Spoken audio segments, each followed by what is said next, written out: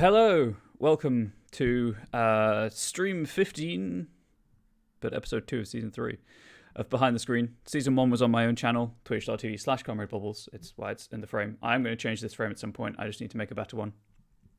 This is a content creation stream. I'm a fan. It's entirely unofficial, where I just write adventures for Onyx Path products.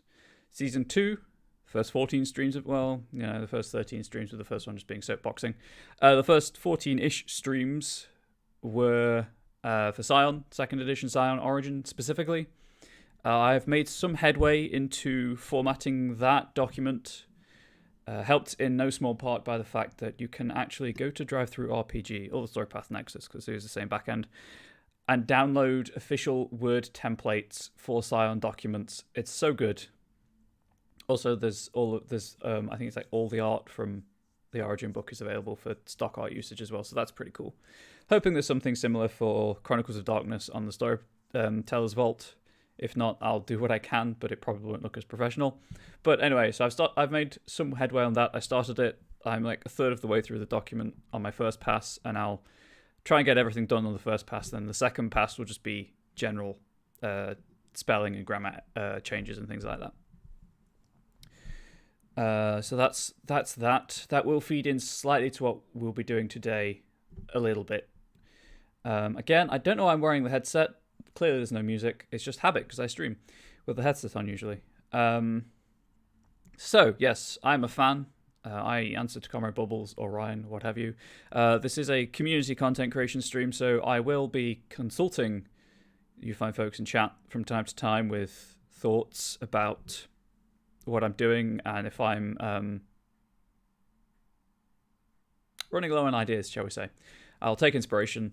I will, of course, credit chat appropriately. These videos are recorded for my personal YouTube channel, and they are also going up on the Onyx Path YouTube channel now, so that's pretty cool. Got a shout out on the Monday meeting notes the other day. That was also pretty cool. Speaking of, because I've brought it up now rather than doing my usual recap and then getting distracted. Couple of links that you should really be paying attention to. First one, as I just mentioned, the Monday meeting notes. There we go. That's the link for this week's Monday meeting notes. Monday meeting notes are the regular weekly update of Onyx Path goodness, where you get just the weekly news, updates for any projects in the works. If you scroll all the way down to the bottom, there's a full list of kind of granular breakdown of where various projects are in terms of development cycle. So if there's anything you particularly want to know where that is in the development cycle, always a good place to go. This week's written by Dixie Cochran, not Rich T. So there's slightly different tone to the update, but still extremely informative. You also get to check out sweet art. The first art in that one is dinosaurs, so you know you're onto a winner there.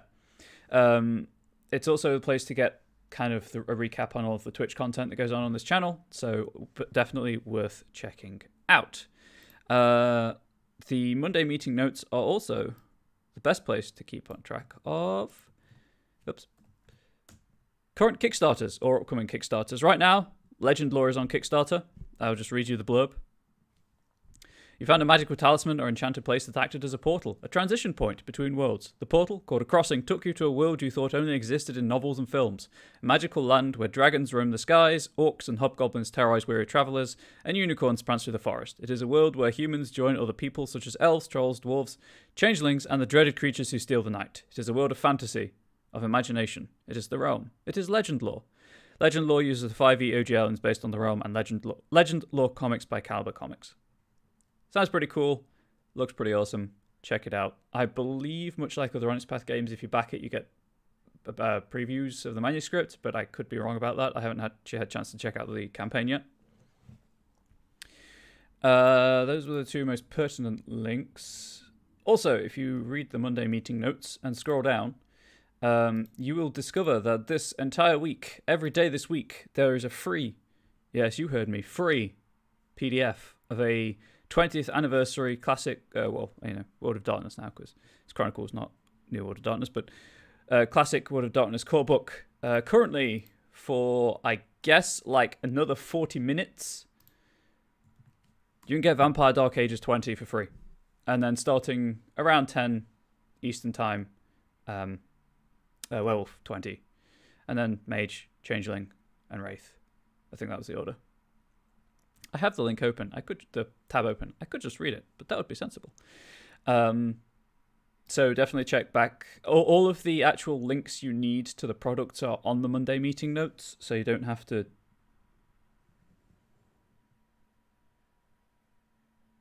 Sorry, I've just noticed my tablet is not displaying links. That is interesting. All of the product links are in the Monday meeting notes, so you don't have to manually search for the product. And hopefully the discount will be applied. And by discount, I mean, the fact that it's a free PDF. Free PDFs are always good. And there's the usual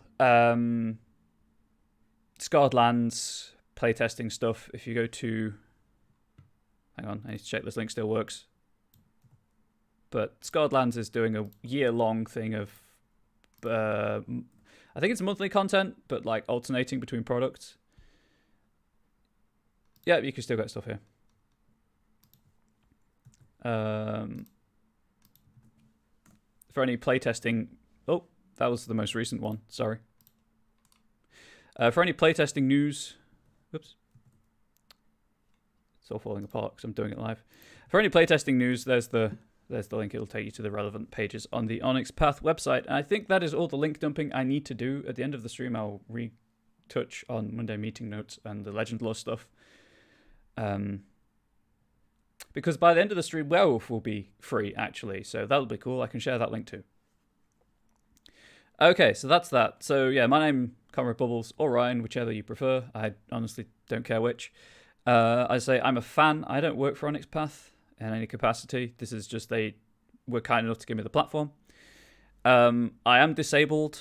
I do experience muscle spasms and twitches, and I can stutter and my speech can be slurred, or I can develop a stutter. It is triggered by anxiety. Well, aggravated by anxiety. So as you can imagine, right now, I'm not doing the best in terms of speech and uncontrollable muscle movements, but I'll try and keep calm throughout the stream. I apologize if it's unsettling or disquieting. If it does happen, I'll try and call out and then let you know when you can look at your screen again or mobile device or whatever. Obviously not apologizing for being disabled. I am the way I am, but I do apologize if it's unsettling.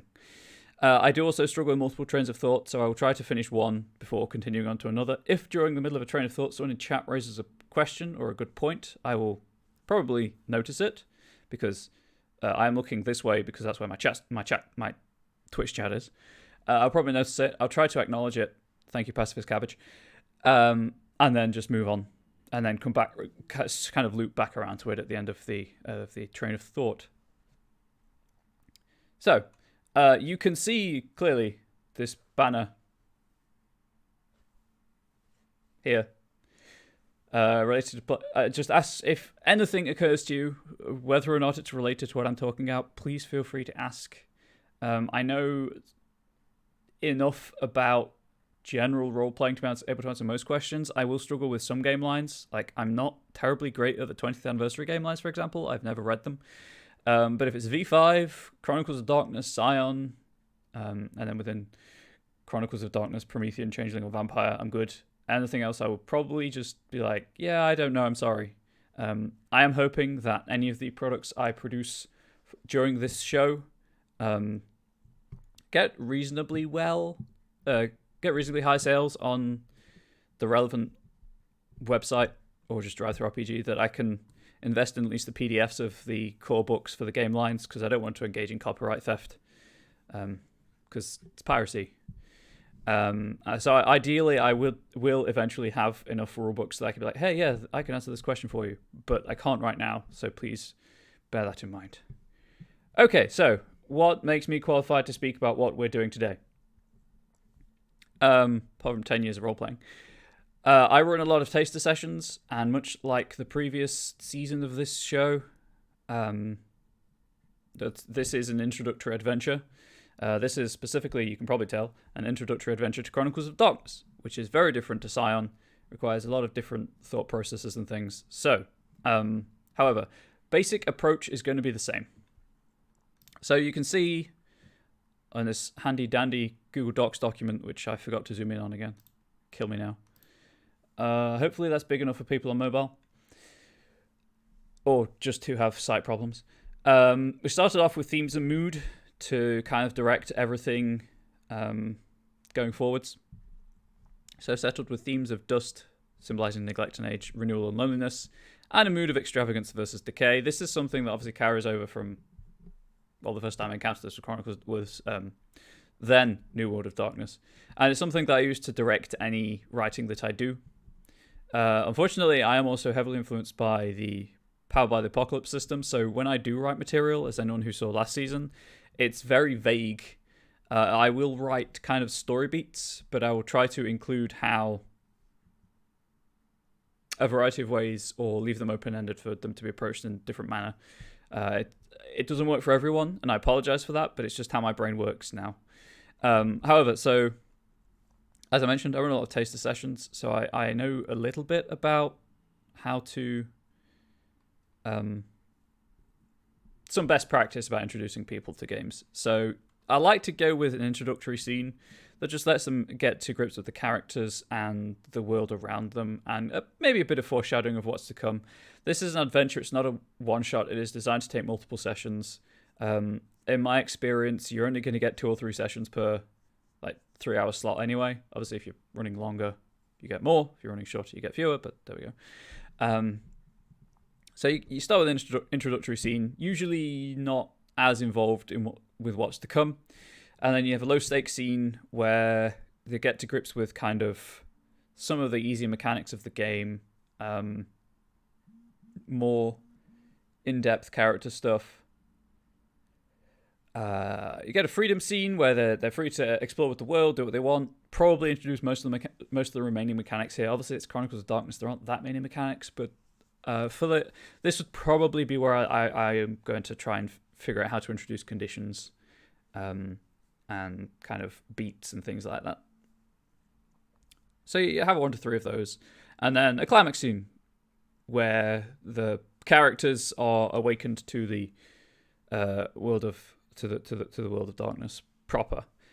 We had a brief discussion last time about the different flavors of Chronicles of Darkness you can have.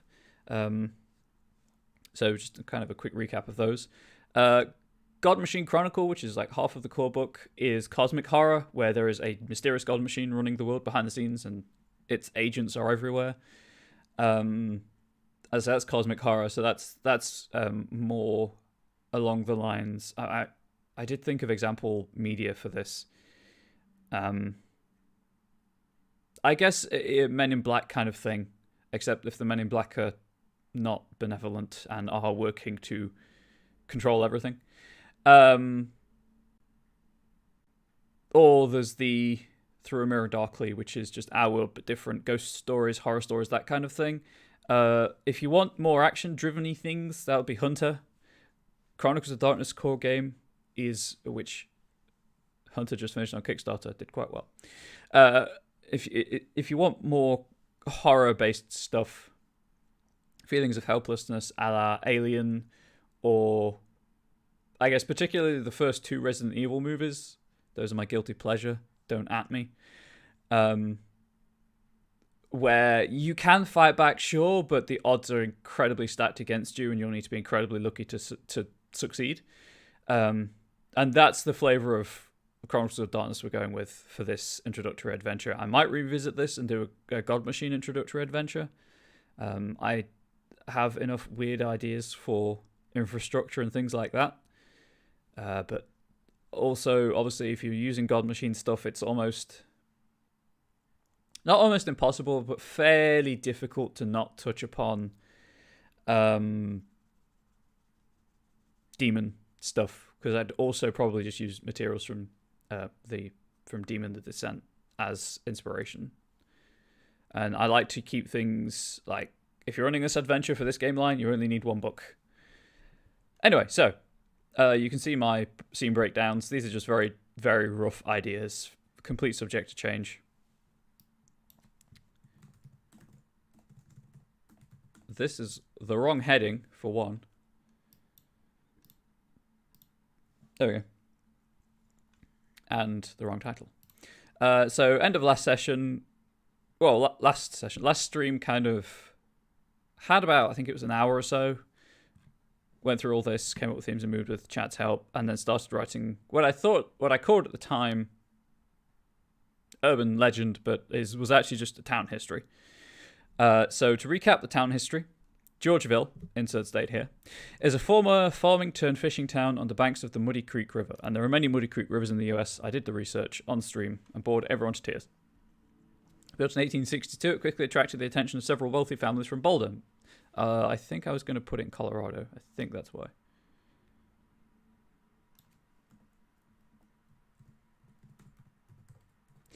Quickly attracted the attention of several wealthy families from Boulder, many of whom had links to the university, as a pleasant location to spend a few weeks every year. They very quickly invested money in the town in order to build a series of sprawling estates to lease out to rich travellers when not in residence themselves, because if you've got a property, you may as well make money off of it.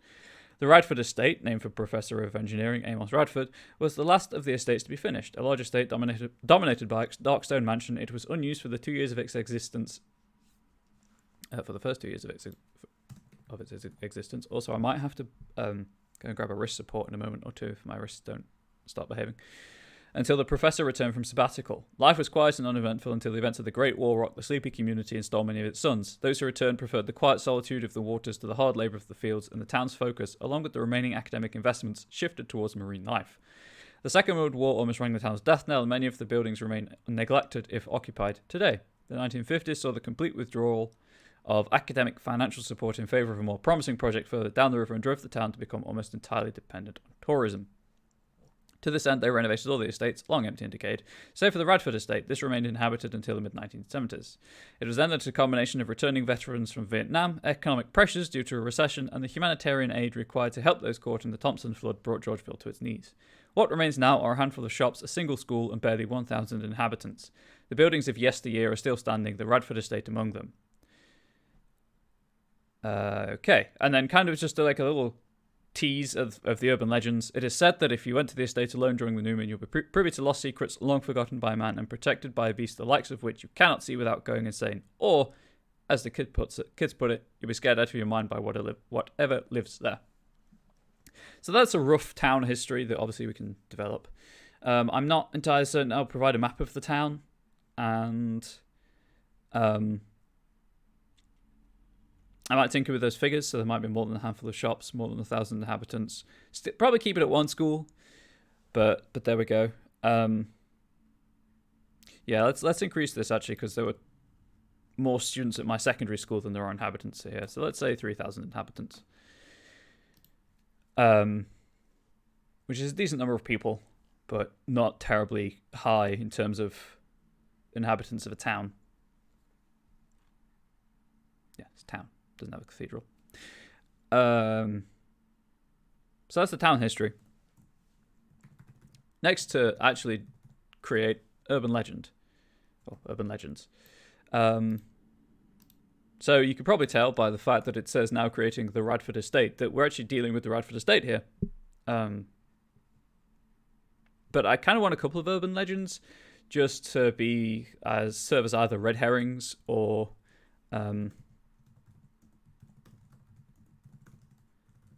potential story hooks for further investigations, or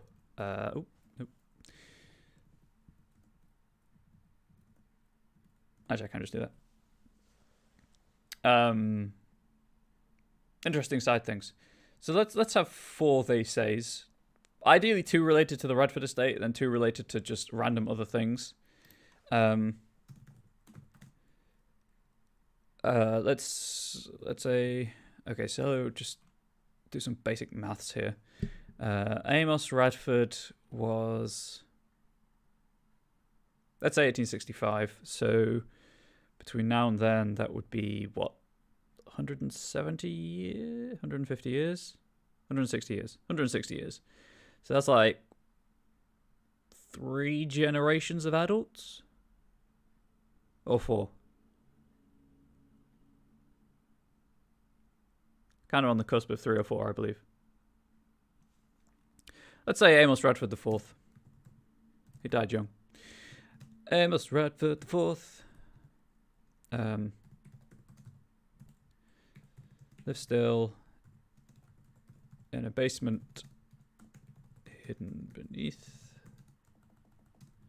a building. So if you have an idea for an urban legend, shout up. I am not too proud to accept help. Close to 4, I say, cool. I don't do generation stuff very often, so it takes me a while to figure it out.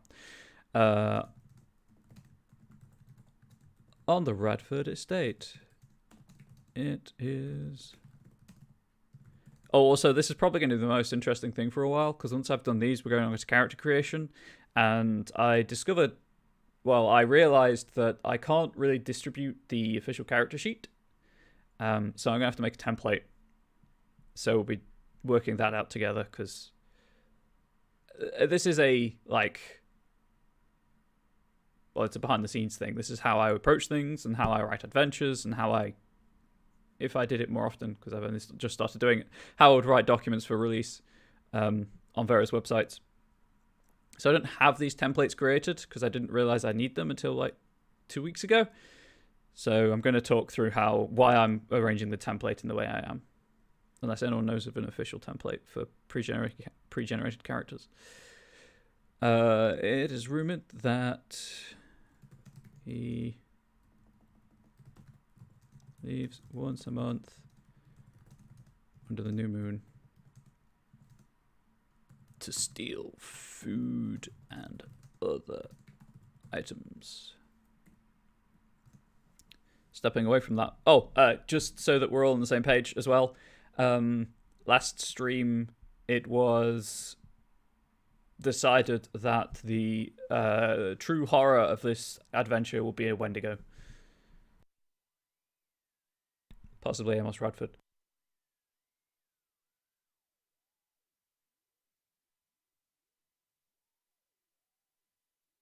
Which I think is because the person who suggested it, who I actually know IRL, is a big fan of Until Dawn. Anyway, let's have another thing about the estate. So what would an estate have?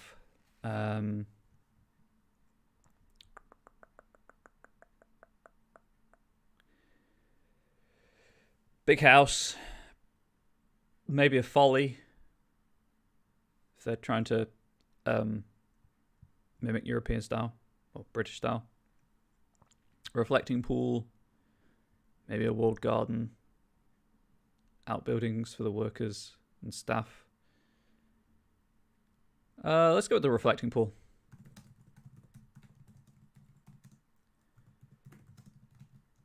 Shows you glimpses of your future if you spill your own blood in it. There we go. And then, so as is the case with most, they say if you cut the big dead oak tree in the garden on the 4-minute bleeds. I like it. I like that.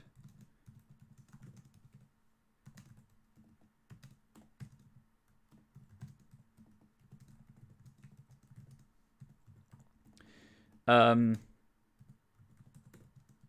was going to say, like many people who run games. Good day, sir. Template stuff is beneficial to you, so great. Excellent, Time Roller. I recognize your name. Welcome back. Yeah, it's stuff that I need to do desperately. Actually, if I quickly go over to that page, you can see I've got space set up for the Scion template as well. I need to figure that out. And I'm hoping I can just copy largely this template and change some of the stuff on it. Until it bloods. What? Until it bleeds. I'm not reading. I didn't recently reread the first 2 Chronicles of Perm books and talk about blood and kills and whatnot. You can't prove I did. Yeah, like most storytellers, story guides, game masters, call them what you will.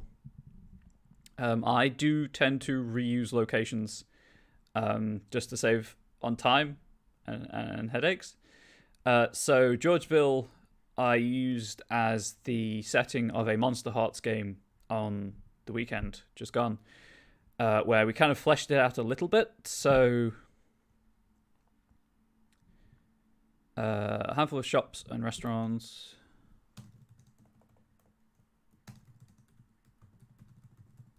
Things go on about 3,000 inhabitants. Oh, yes, that's the right. There we go. All bordered by the Silver Falls National Park to the north.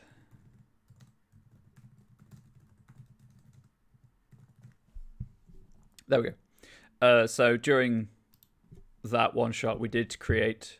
Someone did say Monster Hearts Bell because I'm using what we created there. Bell is the person I know in real life who suggested Wendigos. From what we created on the weekend in this actual adventure for people to actually use, because I'm lazy. So we established that there is probably a sizable Chinese community in Georgeville for whatever reason, and also that there is the national park to the north of it. So obviously the national park probably has an urban legend associated with it. Actually, before we go any further with urban legends, something that is always worth considering with Chronicles of Darkness games, or if you're playing older, any kind of horror game with supernatural elements possibly in it, are there any supernatural creatures in this town? I was just going to roll randomly 1d4 with a 1 being 0 supernatural creatures. Well, I guess 1 would be mortals only, and then 2 would be 1, and 1 supernatural, 3 would be 2 supernaturals, and 4 would be 3 supernaturals. Unless anyone has any particular, like, yes, definitely, or no, definitely in chat, I'm just going to roll that d4. But there is a chat delay, so I'm just going to have another mouthful of my drink.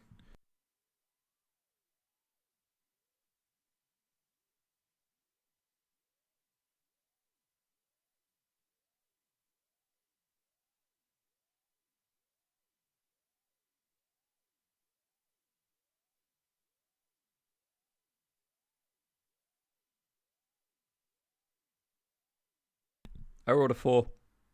So there are at least... So even though there are 3 representative supernatural creatures in the town... Ooh.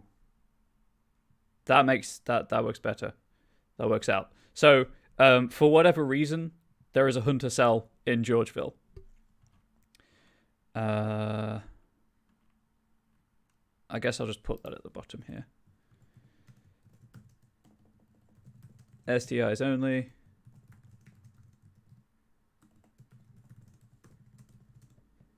So hunter cell in Georgeville.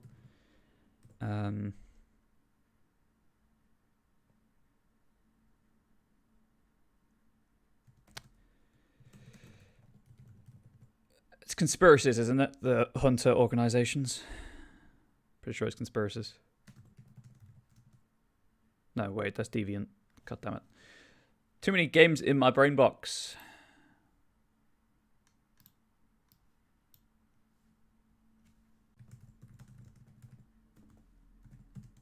Now I'm going to have to check.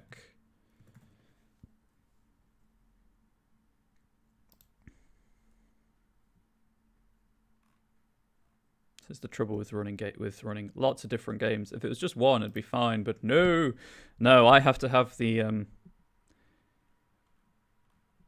attention of something that doesn't have a very long attention span. Slasher Chronicle. I really wish I'd had the money to back Hunter on Kickstarter.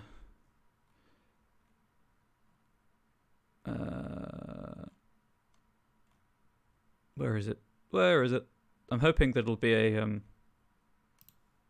title on the Kickstarter for an update.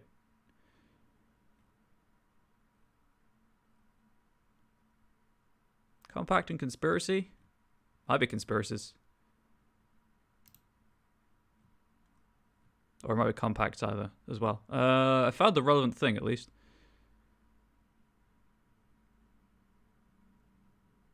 Yeah, so Cells is the player party. And it's been a long, long time since I read the first edition book.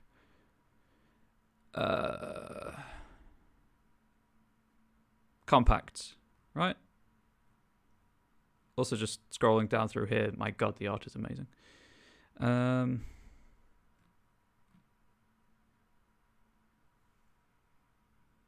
Sorry, I'm having to scan text real quickly and then being, have I missed something?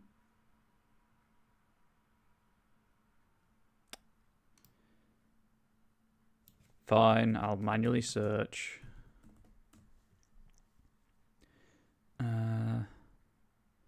Type of organization.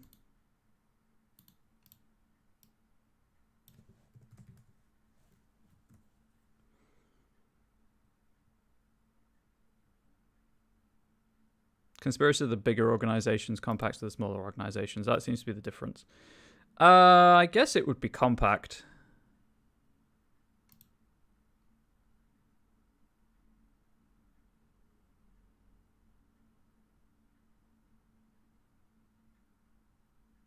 Yeah. And then conspiracies are the huge organizations.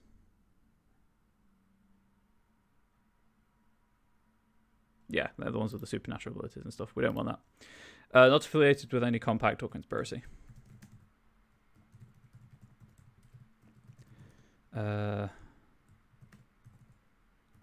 Let's just say the river rats have made it their mission to hunt the... Did I mention... I did not mention any other local geographical landmarks. God damn it.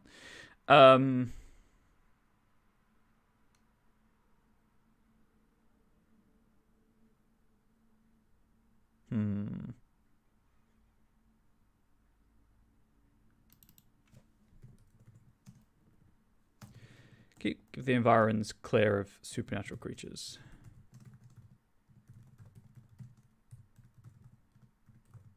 There we go. So they might be NPCs that get drafted in the freedom scene as kind of expert advice. So there we go. There is a hunter cell. So we still need another big rocks. Usually work like Widow's Rock or something.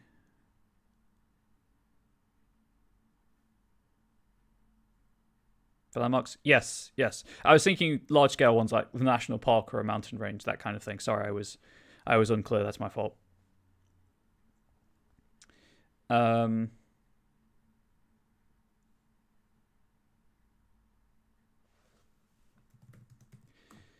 They say that Lover's Rock at the top of Silver Falls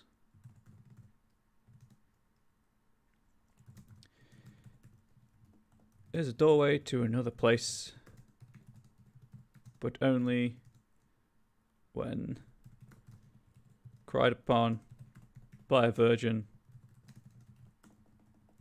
under the light of the midday sun. There we go, and that can be a trod, or it can be a gateway into the twilight, or I guess Auto Dracul could be interested, because obviously if you buy this, and it will be pay what you want, like the Scion one will be, and you just want kind of a general urban locale, hopefully this will help with stuff.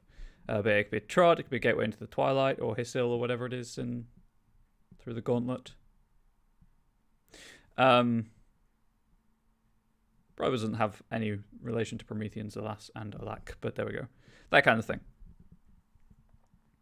Or it could just be a rock. That's the point of an urban legend.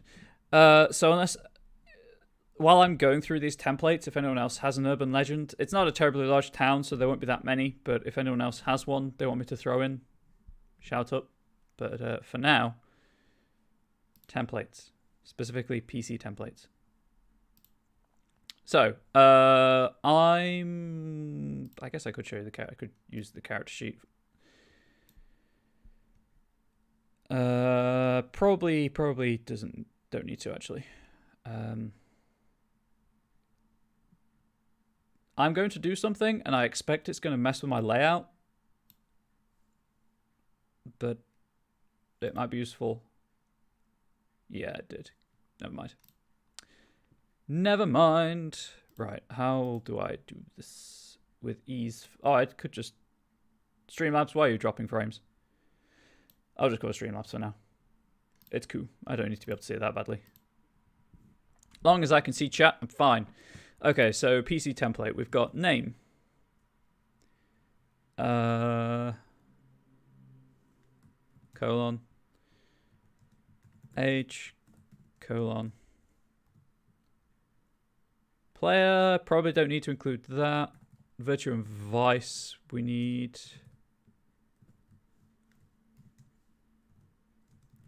Concept. Chronicle probably don't need. Faction just in case.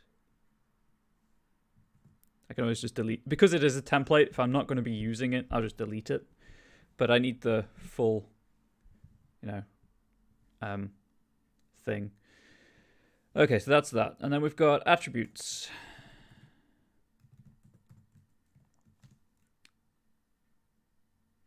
So first decision to make, power attributes, organize attributes by physical, social, mental, or by power, finesse, resistance. I think convention is physical, social, mental, or in this case, mental, physical, social.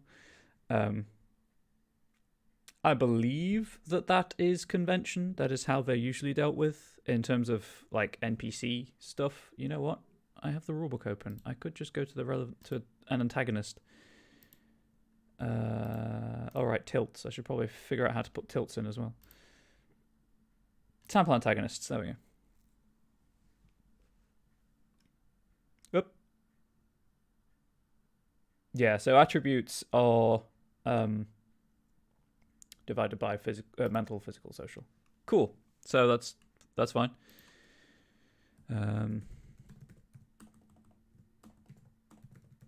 Intelligence, wits, resolve,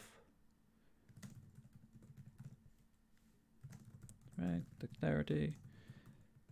If people particularly want me to, I can also kind of screenshot this and share it on my Twitter account. So if you just want to know how I've laid my template out, you can, and then make your own from that. Minus the spelling errors, obviously. Composure, right, so we don't need to track favored stuff on this because it's just Chronicles of Darkness. Skills, I'll just go down the list. So organized alphabetically by mental, physical, social. And then you just delete out the ones that aren't being used. Crafts, investigation.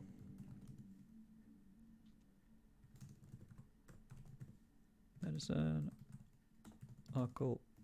That's not even how you spell that word. Politics, science. That's the home button. There it is. Brackets, specialties. There we go. Nope, there we go. Down to the physical skills. So this is all obviously just following the character sheet. It's when we get onto the merits and derived values and things that it gets a bit weird about where to put things, because there's nothing to really dictate where that goes. Although obviously there are examples in the antagonists in the rulebook that I can use.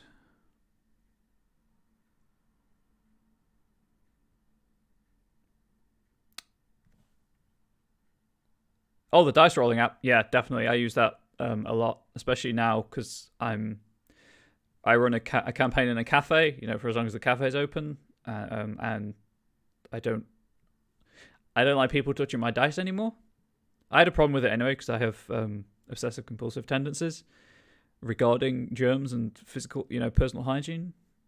But it got a bit worse recently for obvious reasons. Export dry firearms, larceny, stealth, survival, weaponry. Also, tip from me to you: if you're washing your hands for the full 20 seconds, please invest in moisturizer. It'll do wonders. After you've washed your hands. Animal can. Empathy. I mean, just in general, just moisturize your hands, but especially now. Don't do what I did and learn the hard way. Why is there a T in persuasion? Who put that there? Was that you, chat? Did you do that?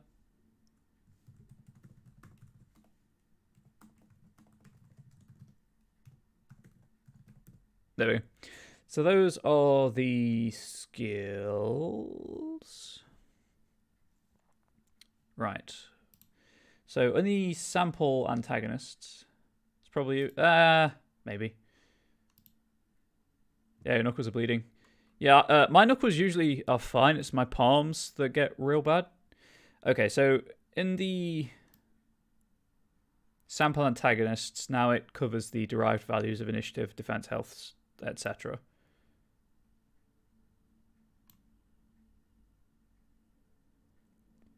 You did not tear my document, Time Roller. I really appreciate that. I appreciate you not tearing on my document. So this is now the... Okay, so... I spell it a lot, and I still hate the word initiative. To cut down on space requirements. Trying to think for like printer-friendly stuff and paper. What order did these go in? We've got initiative. Helps if you click in the document, you idiot. Defense with an S because it's the noun, not the verb. Nope, not Z. Health. Willpower. Size. I mean, size is going to be 5 for pretty much everything, but... Speed. Okay, that's all I've got there. Also, welcome, Gremlin. Hopefully isolation's helping with the mental health problems in that it's reassurance, but not... Also, yes, if anyone is self-isolating for precautionary measures, I hope that it's helping allay fears and that the spending a lot of time alone isn't getting to... If it is, just come here. There are regular shows on this channel for you to watch and enjoy. So I've got size, I've got speed. You know what? I'm going to arrange these in the order that they are on the character sheet for my own personal just well-being. And then we've got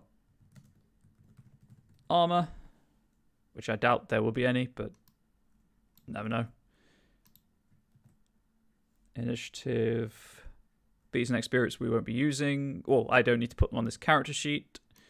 So health and willpower will be first, I guess, then integrity. Work soldiers to work from home for the foreseeable. Lacry. I mean, if your SO is he having to work from home? Because if not, you can put him up on that sweet 4K TV. So I guess I should explain these things while I'm going through them. So name and age, pretty much what it sounds like. Virtue, vice, what it sounds like. It's a way of regaining willpower, which is a resource you can expend. You can spend a point of willpower to roll an additional 3 dice per pool, for example. Virtue is, if I recall correctly, like a way to get all of your willpower back, but takes a while to do because it's virtuous behavior. And vice is short-term, I think 1 willpower back by acting in your own selfish interests. Concept, what it sounds like, character concept. And faction is just the group you belong to. Desk in a different room to the TV. Oh no! If it's a laptop, just put it on your lap. Or move the TV. Attributes, they're exactly what they sound like. Intelligence is book smarts. Wits is intuition. Quick thinking. Resolve is willpower. And strength of personality and self. That kind of inner strength. Strength is strength. Dexterity is dexterity. Stamina is stamina. Presence is how, force of personality, how well you can get yourself across. Manipulation is how well you manipulate people without them realizing you're getting under their skin. And composure is social, like keeping a poker face, being able to not react in social situations. and I think largely the skills are all self-explanatory. Something to note that I'm not including on this template if you're unfamiliar with the system. If you are asked to... So it's much like Scion. Your dice pools are usually an attribute plus a skill, apart from Perception, which is Wits and Composure. That's kind of like the most common one that isn't that combination. Skills, if you are asked to make a skill... to assemble a dice pool with a mental skill that you are not trained in, you suffer a -3 penalty to the pool. If it's a physical or social, it's only a -1 penalty.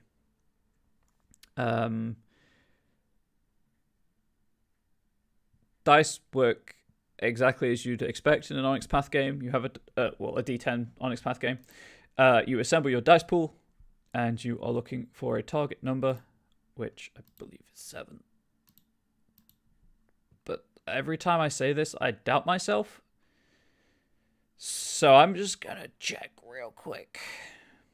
Oh, also, willpower works as a defense against 8, 9, 10. 7 was exalted way back when. Willpower. Integrity. Anyway, compared to what I was saying. Same with pool of dice. Everything that is an 8, 9, or 10 is a success. If you've got a 10, you roll it again. You might get another success. And you might get another 10 to roll again, etc., etc. It's called 10 again. Some merits, which are just inbuilt benefits of being you, or being your character, they give you 9 again, or even 8 again, so you reroll 9s or 8s. If your dice pool... if you get more than 5 successes, that's an exceptional success. If you get 1 success, that's a success. Unlike in Scion, Chronicles of Darkness doesn't have a variable success rate. 1 success is always a success, no matter what. But it uses modifiers to alter the dice pool. I touched on the fact that you suffer a -3 penalty for unskilled things. Unskilled mental things. You can never roll 0 dice, or less than. You always roll 1 die. It's called a chance die. If you fail on a chance die, it is a dramatic failure. If you fail on any dice pool, you can opt for a dramatic failure to get a beat. 5 beats gives you 1 experience, and then you spend experience to upgrade to improve your character. Everything has a flat cost, which is so nice, I believe, in this system still. Unlike in other older versions of the system, where it got a bit crazy. Yeah, everything has a flat cost, so an attribute dot, no matter what rank it is, costs 4. A skill, no matter what rank that skill's at, costs 2 experience. I mean, I'll just show you the sheet briefly, but where it... I was about to say, where is Streamlabs? And then I realized I was covering it with the character sheet. Go to my sources. Enjoy that crinkly paper texture in the background. There we go. So this is the character sheet. You can see down here, you've got 5 boxes for beats. So you just mark them off when you get a beat. And when you got 5, clear all marks, get an experience, and then all of that good stuff. Right, back to what I was doing. Whoop. That window. I need like 3 monitors. I don't have enough monitors. Health, what it sounds like. 3 different kinds of health. Sorry, 3 different kinds of health. Of damage, sorry. Bashing, lethal, aggravated. Health is a derived stat from a couple of things. And on the character sheet, it tells you at the bottom how you do character creation, which is so useful. But health is a derived stat. And once you're... first of your last 3 boxes is full, you have a -1 penalty, and then -2, and then -3. If you are full of bashing damage as a mortal character, you're knocked unconscious. If you're full of lethal damage as a mortal character, you're like bleeding out and dying. If it's full of aggravated damage, you're dead. There's no coming back from that. And damage takes, depending on the level of damage, takes a while too. Varying times to heal, let's just say. I think bashing damage is like 1 every 15 minutes because it's basically bruising. Lethal is, I think, a day, and then aggravated is a week per point. And that's not like everything heals in one go. No, that's per point. So if you've got like 2 aggravated, 2 lethal, and 2 bashing, the bashing heals over half an hour, because it obviously heals least to worst. The bashing heals over half an hour, then it takes an extra, and then another 2 days for the lethal to go, and 2 weeks for the aggravated to go. So willpower you just spend to boost your dice pools and a couple of other things. Integrity is your moral outlook, basically, and how moral you are as a character. It can function sometimes as a resistance trait for supernatural stuff. Size, most adults are size 5. Speed is how fast you move, which I've only really comes into play in like chase sequences because it's not a grid combat game. Defense is another of the derived attributes. Lowest of is it Dex and Wits plus your athletics rank. I'm gonna come right out and say it. Chronicles of Darkness is a really fiddly system in terms of combat. So you need bookkeeping skills. Defense is applied as a penalty to dice pools against attacks, melee attacks made against you. And for every attack made against you, you subtract 1 from your defense until it refreshes at the start of your turn. So if you're kind of surrounded, you're not going to have a high defense for very long. There are ways that you can help that you can just spend your entire turn defending, but it is what it is. Armor reduces damage taken. And initiative is exactly what it sounds like.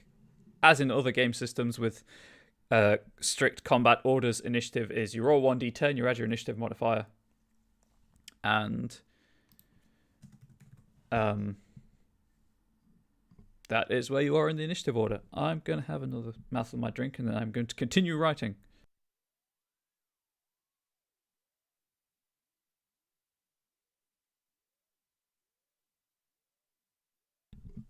Right, I need to quickly make a note of something here. Let's put adventure aspirations. Well, this is a story. This is a self-contained story, so we'll have story aspirations. So aspirations are goals for your character, basically. But we should probably have some shared ones. Going back to my template. Don't start with conditions. Probably won't start with weapons or equipment. So merits is the last thing to include. So rating in square brackets. Square brackets. There we go. So merits are, there's a huge list of merits. It's usually the point of character creation that takes me the longest. But as I say, they're the kind of like inbuilt benefits to being your character. So some of them are parkour. Some of them are fighting styles. Some of them are that you are unusually tall, or unusually short, or unusually good looking. Or that you have money, or allies, or you can speak multiple languages. Merits are the bread and butter of customization in this system. Purely because everyone starts with the same number of dots. Obviously, you pick where your dots go, you assign them, but everyone starts with the same number of dots. You'll start with the same number of merits, but there are so many merits that you can pick from, and they add more in each book, that it kind of gets pretty ridiculous in terms of actual content you have to read to make a decision. It takes me a long time because I suffer from analysis paralysis quite a lot. It's related to the train of thought thing. So in terms of template, I've organized it this way because apart from concept, which you should really create first, it just goes down the sheet. So the top of the sheet is name, age, player name, virtue, vice, concept, chronicle name, faction, and group name. And then there's the attributes. And then left-hand column is skills. And then the two right-hand columns are merits, which I'm going to put at the bottom because there's just going to be more merits, because that's going to need the most space. This is the right-hand column and a bit under the merits, but these are just going to be numbers, so they don't need that much space, and they're kind of all clustered together. So I've put them together in the order that they appear on the character sheet. And as I say, because characters won't start with beats, characters won't start with experience or experiences. They won't start with weapons, equipment, conditions, so they don't need to be on the template.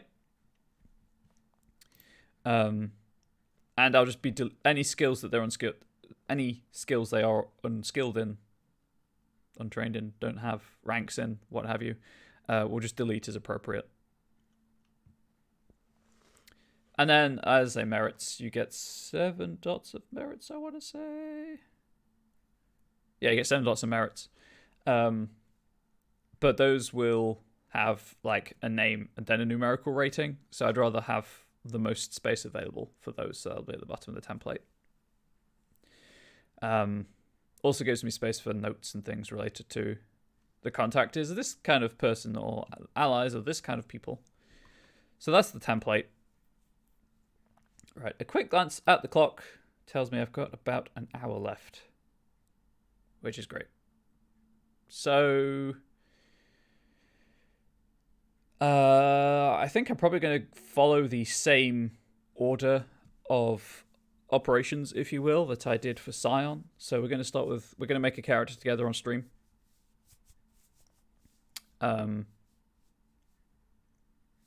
So I actually need a new document for this, so please ignore me.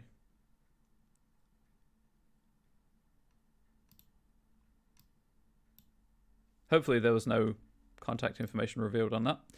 PCs. Oh, no, PCs. There we go. Where'd that template go?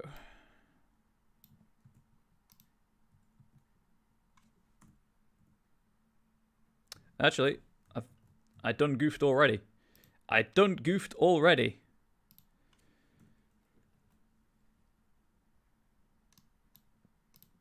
That'll be heading 3. Yeah.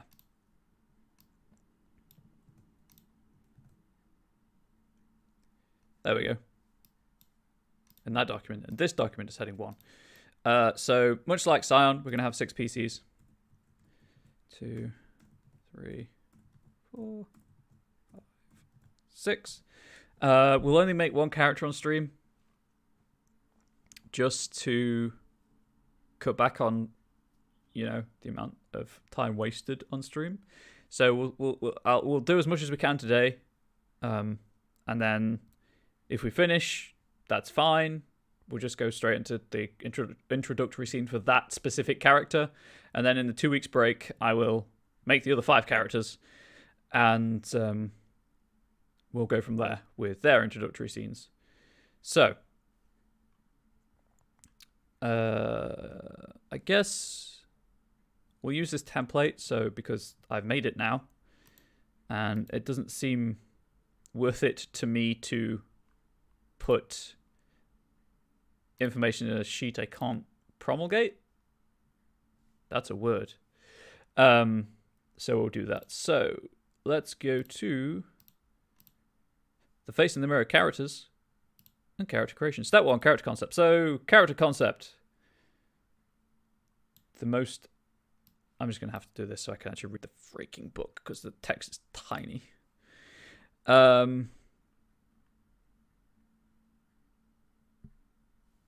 Much like with Scion and a lot of the other Onyx Path games, it's heavily kind of character and narrative driven rather than mechanics driven. So having that concept really, really helps. So, couple of options really. Small town, full of neglect and poverty. Could be a student, could be like the son of a vet, either veterinarian or veteran, your choice.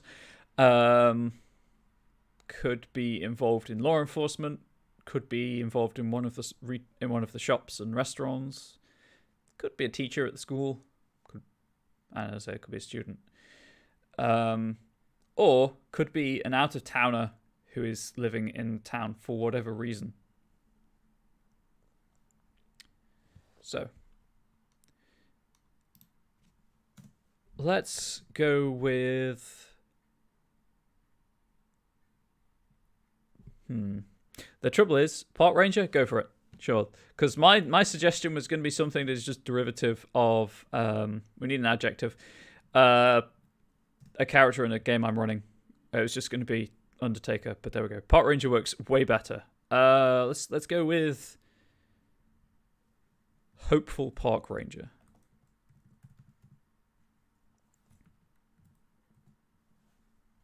However that presents, entirely up to you. So we've got the concept. Thank you, Pacifist Cabbage, for that.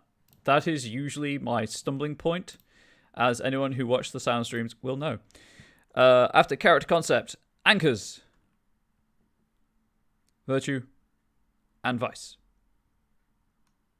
So obviously character concept, simple phrase to sum up the character in one go. Anchors are bit of their personality. Mortal characters in Chronicles of Darkness have a virtue and a vice. I think there's an example. There is. So to recap, love sources. Where is it? Virtue and vice. There we go. So to recap what they do. So, for example, you don't want to pick a virtue or a vice that is covered by an attribute or a skill. So love sources could be animal ken.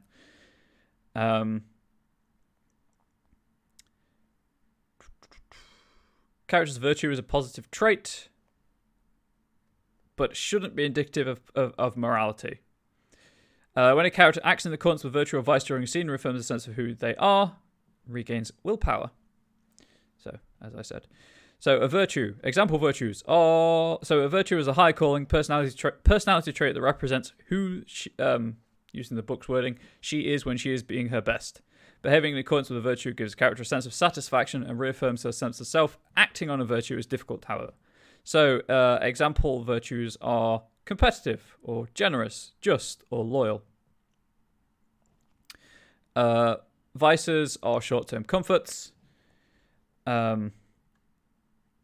Easy way out, that kind of thing. So example vices are ambitious, arrogant, competitive, again, and greedy. So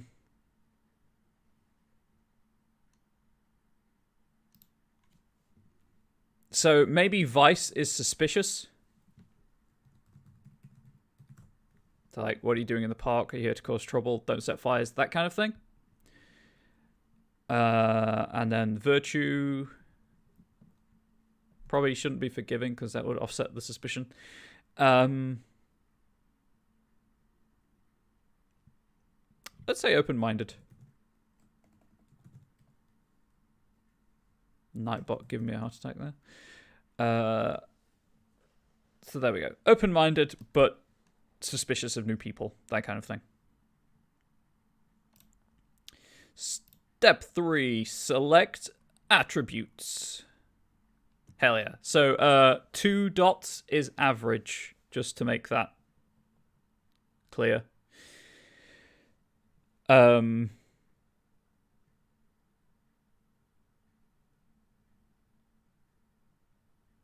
So, balancing. Yes, split into mental, physical, and social.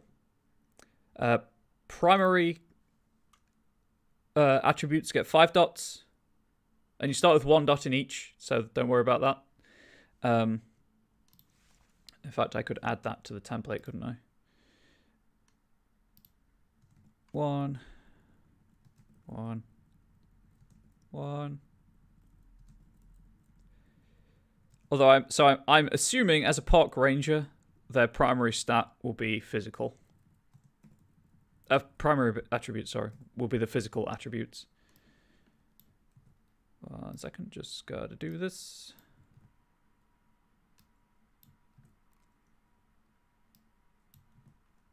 And probably stamina would be their primary attribute.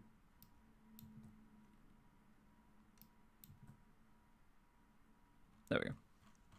So, strength, dexterity, and stamina. We have 5 dots to assign between those 3 things. I'm going to put 2 straight into stamina for stamina 3. Let's just put 1 in each of the others for now. So that's 4 dots spent. Could put another dot into stamina.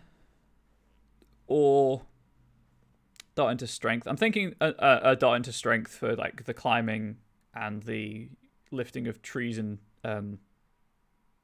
dead wood or things like that.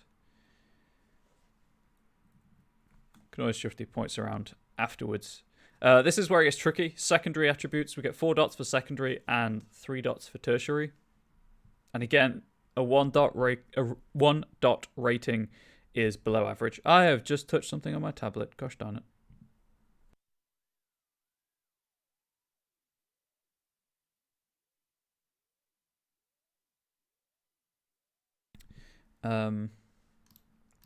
Quick check of the character sheet reveals that Animal Ken is a social thing. But the good thing about that is you don't have to... So much like attributes, skills also split into mental, physical, social. But you don't have to have them organized into the same primary, secondary, tertiary. So, for example, as a park ranger, their physical stuff is their primary attribute, or physical attributes are their primary attributes, but we don't have to have their physical attributes as their physical skills as their primary skills. In fact, I would say probably wouldn't have that. They'd probably maybe have mental as their primary, or even social as their primary skills, because that covers Animal Ken, interacting with people, to get them to obey the bylaws and what have you. A mental is academics and investigation and stuff like that. Physical, probably be the secondary, actually. Put some points into athletics and survival and stealth. Anyway, getting ahead of ourselves. 4 dots to secondary attributes. I'm kind of tempted to put the mental stuff as secondary. So let's go with, for now, 1 dot in each. And then I'm probably going to put the 4th dot into wits just to help with observational skills. And then 3 dots into the social stuff. So 3 dots in social stuff. Obviously, we can make presence, manipulation, and composure baseline average. Or can put 2 in one and 1 in another. And then leave 1 at below average. For the purposes of this, let's leave presence at 1. Put composure at 2. And manipulation at... Sorry, put composure at 3. And manipulation at 2. So they're not very like overtly personable or like force of personality, but they're average at getting their own way through other means, which I believe I reckon it ties in with the suspicion side of things. But they're difficult to ruffle in social circumstances. Whether that's just because they don't understand the social mores, who knows? But there we go. Or mores. I'm never entirely sure how you're supposed to pronounce that. Anyway, so we've put 5 dots into 5 dots. Yes, 5, 4, 3. 5 dots into the physical attributes as the primary attributes. 4 dots into the mental attributes as secondary attributes, and then 3 dots into social as tertiary attributes. As I mentioned, you do the same thing with skills. You prioritize primary, secondary, tertiary. Primary skills get 11 dots, secondary skills get 7 dots, and tertiary skills get 4 dots, I believe. Bear with me. I would not wish to tell you false. Yes, 5, 4, 3, 11, 7, 4. Convey authority, I like it. Exactly. But it's a subtle authority, not a...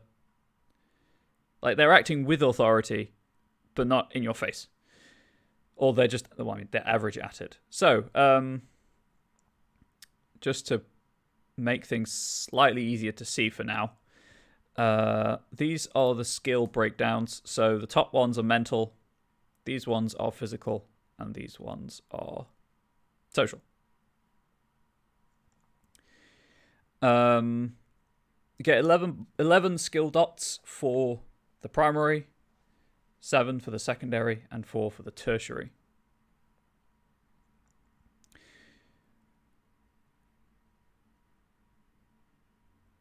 I'm leaning towards primary as the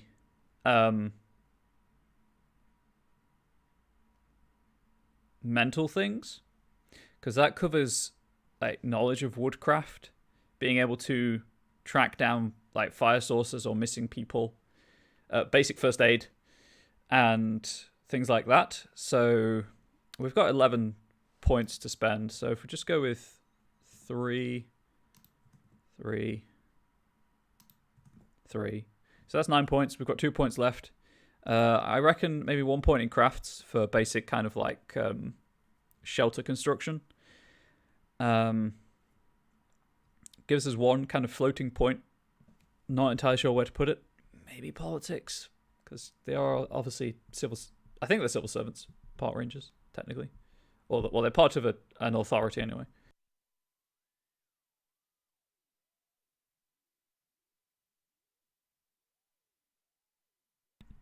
Equally science. Ooh, let's go with science 1. Just for like basic horticulture and things like that. Unless chat would prefer that 1 point in politics. Let's give the delay a moment to catch up. Close some of these tabs. So just going to check something.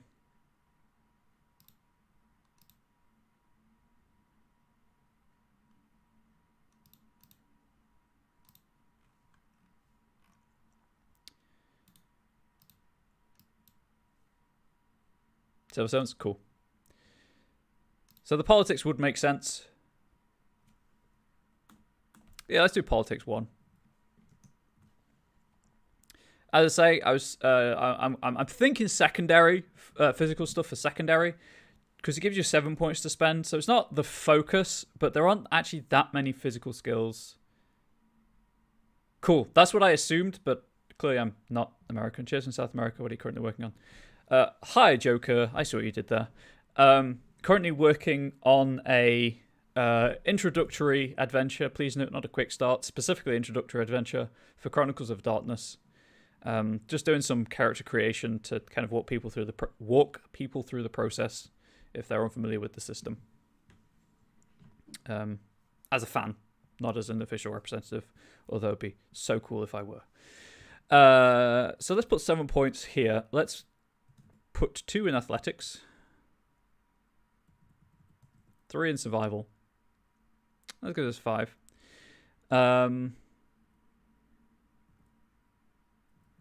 Maybe like 1 in weaponry and 1 in stealth. Buying skill dots is quite cheap in terms of experience cost, so if you're concerned about that kind of thing, about having a skill low that you feel would be important for your character creation, I believe it was 2 experience per skill dot. I would check, but who knows. Which is 10 beats, which isn't that many, all things considered. Maybe prepping a VTM game, working on details. Excellent. I know if it's V5, I know about V5. So if you have questions, please do feel free to ask. That is what the banner is all about over here. Running V5 games myself. Yes, and also there is a way of increasing your dice pools outside of willpower, which we will get onto momentarily. However, for now, that is 7 points distributed among physical skills. So we have 4 points to distribute among. Work on the setting per se may sound a bit controversial, but set right now. So how can you deal with coronavirus? Hey, that's fine. That's going to play a part in my not the campaign I'm running right now, because I went off the rails with it. But in a couple of weeks' time, the fallout of COVID-19 will be part of the Kindred community that they're dealing with. Spoilers for Belle, because I know she's interested in joining the next campaign. Oh, Chronicle. Not Chronicle.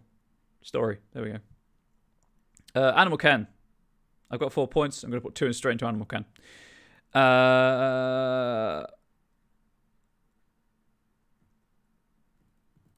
And then they're higher in manipulation, so that would imply to me that they're more for the kind of intimidation and persuasion. Yes, please and thank you. I'll let you know when that's going to happen. Obviously, if the cafe's closed, I can't. But if the cafe's closed, I'm sure we can work something out. Including maybe stream it on Twitch. Who knows? Right, yeah, so I'm going to put one in intimidation and one in persuasion. Thinking those, the camera will probably go down to top of the annex, rather using the opportunity to burn the others down. At the same time, the young vamps at the camera would figure out how to survive, how to hunt without spreading the disease. All very good and rational ways of approaching it. The problem I'm having right now is I've set up too many threats to the city's kindred community to reasonably deal with another one. Alas and alack, so I'm trying to figure out how to get it in there. So that's 4 dots distributed throughout the tertiary skills. I've got 45 minutes. Yes, because I started late. Cool. Also, I mean, I feel like it shouldn't have to go without saying, but friendly reminder, even though there are no overt mods in the chat right now, I'm also a mod on this channel, so please don't harass me. Yes, so on top of your 1174 skill distribution of primary, tertiary, secondary, you also get specialties. Right, it is specialties, not specialities. I need to reword the template. Kill me now.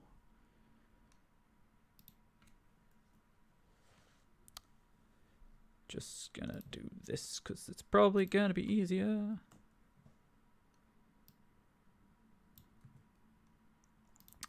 You know, when I was typing that out, I was like, is it specialties or is it specialities? It's specialties. Picked the wrong option. Also, I think I'm gonna sneeze.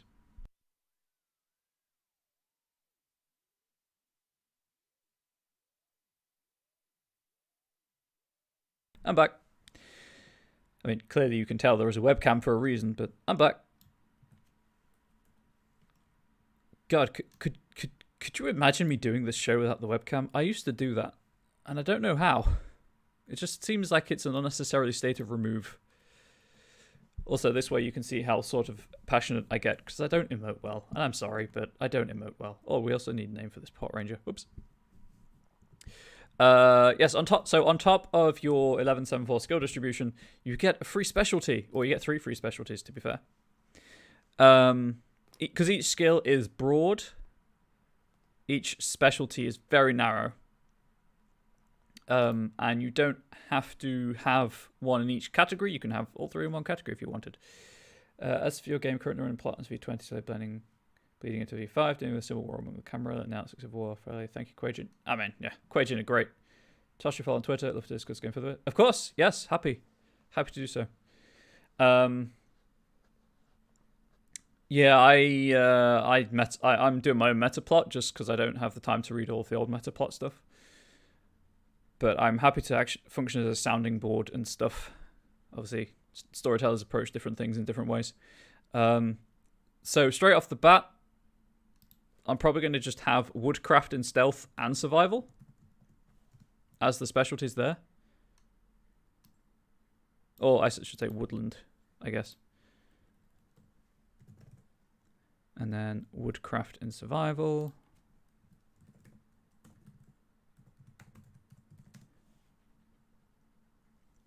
Which means I can get rid of these skills because they've not got any dots in them.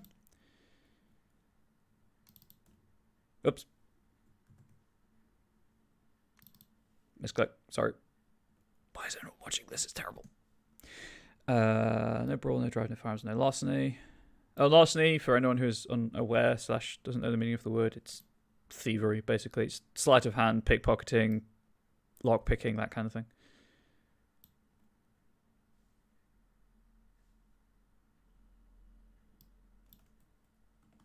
There we go. So we've got woodland stealth, woodcraft survival. Need one more specialty. I'm happy to field answers from chat. Otherwise, I'll just go with the likes horses suggestion for the virtue. Oops. Although medicine first aid might be useful.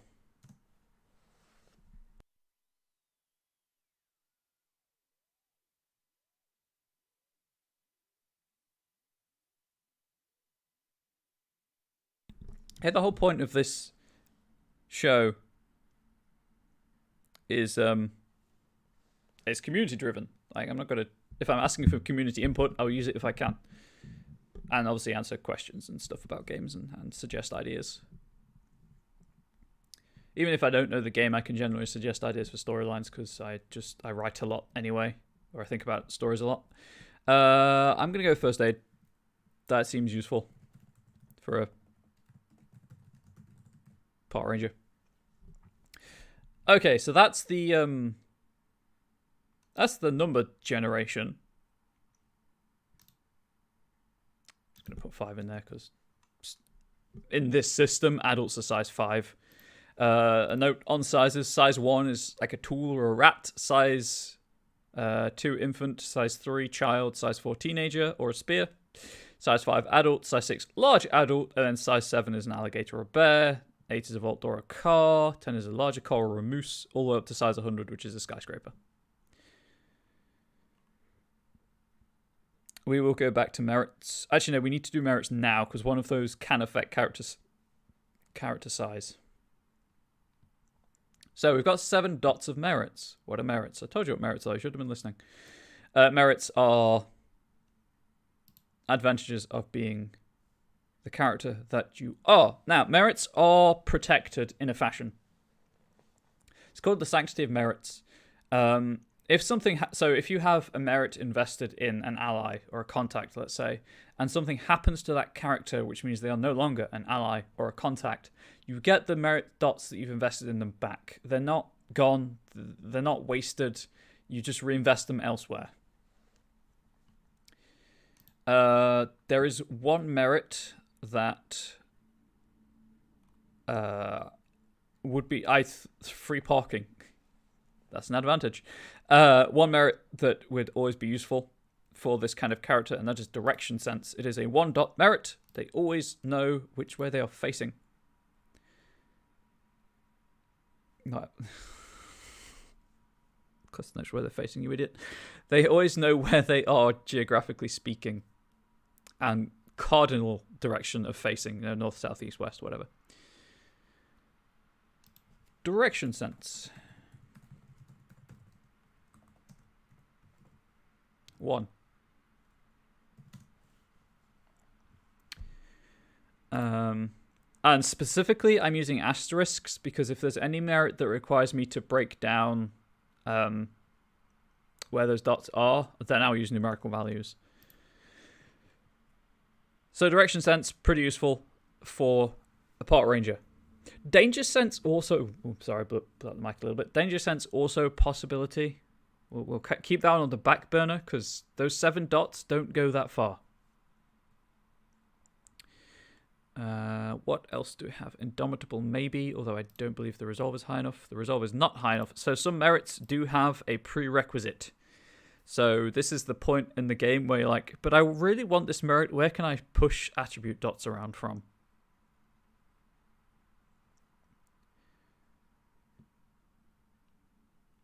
Interdisciplinary specialty. Yes. Woodcraft. Because then you can do it. So interdisciplinary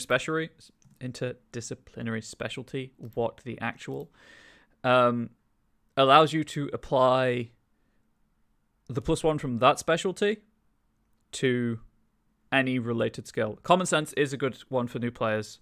It's definitely on the back burner. I'm going to be making 5 other characters. At least one of them will have common sense, but I don't want them to all have it because the merits are a good way of differentiating characters. So let's go with interdisciplinary specialty, and then woodcraft.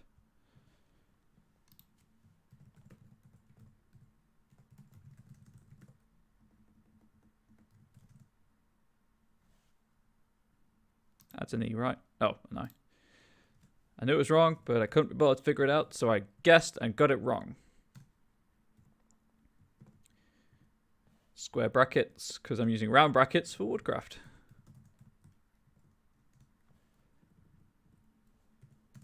So that is 2. Actually, I guess it is the kind of character that would benefit from common sense, so that would take it up to 5.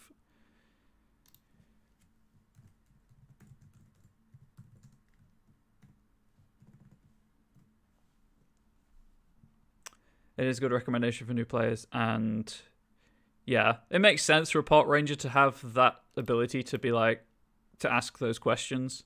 So common sense is a merit about having common sense. Once per chapter, so per game session, you can ask the storyteller, what is the worst choice? What do I stand to lose? What's the safest choice? And am I chasing a worthless lead? About what they're currently doing or what they're planning to do. So that's 5 mental merits. Let's have a quick look at physical merits. Fleet of foot's an option. Hardy. Are they at stamina 3? They are at stamina 3. Let's go with Hardy at 1 dot. So Hardy just helps with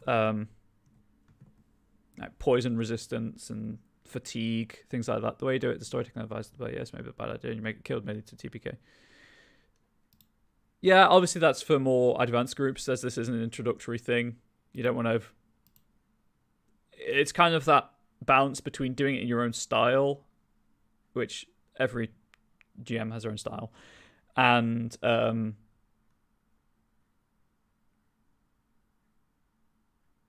sticking to the rules, make sure everyone's on the same page before you introduce extra things.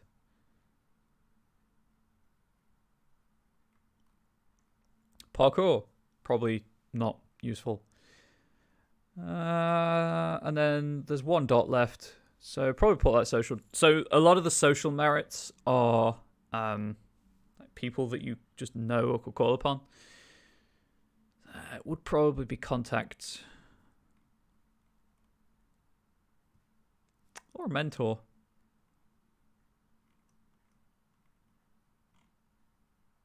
Let's go with contact 1. Contacts. Civil servants. Oops. There we go.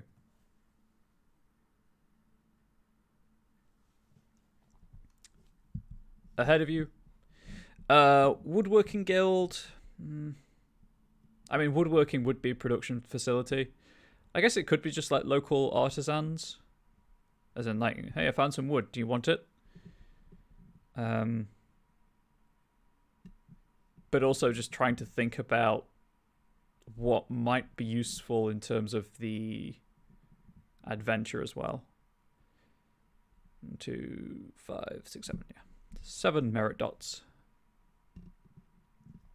Although if you could persuade me for the production facility or local artisan. Weapons and tools. I know weapons and tools would be useful. Do you see firearms here? And they've only got 1 point in weaponry. Also, I'm one of the characters will be. Mind if I borrow this saw? They can requisition it. That's what the civil servants are for. Just requisition official equipment.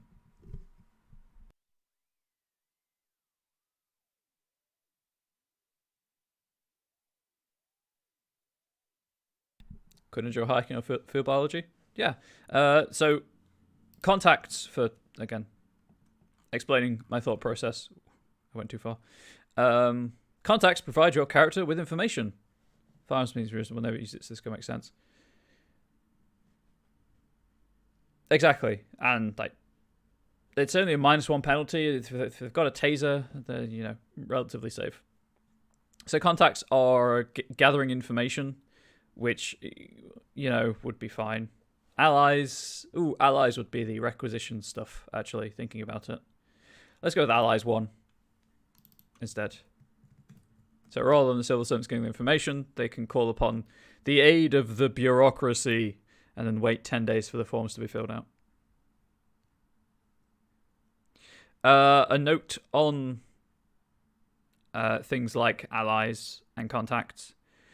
You can have multiple instances. Oh, there's an error in the rule book. You can have multiple instances of that. So you could have this character could have allies Civil Servants 1, but allies Park Rangers 2, for example. And the greater the dots, the more renown you have with that faction of people. Okay, so we did not pick any merits that affect any of these values. So now it's the maths time. Or the math, if you prefer. Determine advantages, because that's what these are called. So, willpower. A character's willpower score is equal to resolve plus composure, which is a nice 5. Sorry, I've got a bit of wind. Mortal characters start at integrity 7 because that's your basic. I do little bad things occasionally, but on the whole, I'm a good person. Size, your size 5. Speed, strength plus dexterity plus size. Oh, yeah. Or 5 in this instance. So 5, so 10. It's pretty speedy, actually.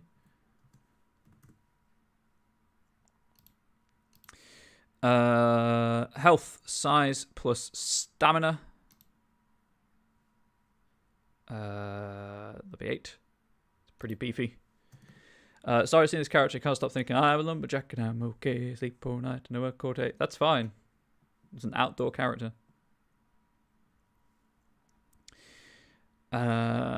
Defense. Last advantage, I believe. Oh, initiative, dexterity, and composure. Of course, how could I forget initiative? So, initiative of 5. Plus 5. And then defense is lowest of dex plus. Lowest of wits or dex plus athletics, yeah. So, wits 3, dex 2. So, defense of 4. Please note, it means that you can start with a truly terrible defense value if you don't have the athletic skill. But that's it. You know, in an extremely hurried character creation process to also demonstrate this template, we just need a name. Also, for ease of use, along with name, we'll be providing pronouns for the character, or suggested pronouns for the character, just to help with visibility. Victor Cassidy, he, him.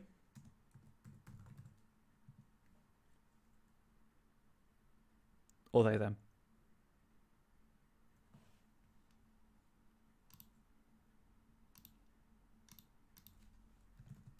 Cool. Second. Just checking something.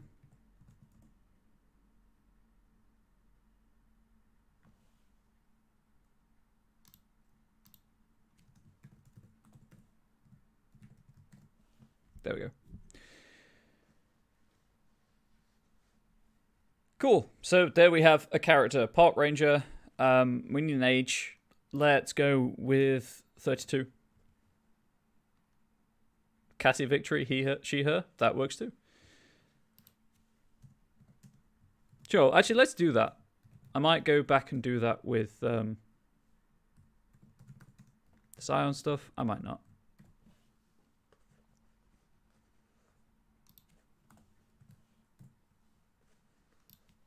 There we go. Victor Cassidy or Cassie Victory. There's a character with a template that I can now just copy paste into a Word, into the final document, and I don't have to do extra work, and it'd be great. It'd be wonderful. I love it. Just trying to think how much extra work that would require for Scion. Martina could just become Martin. Ash is they, them anyway.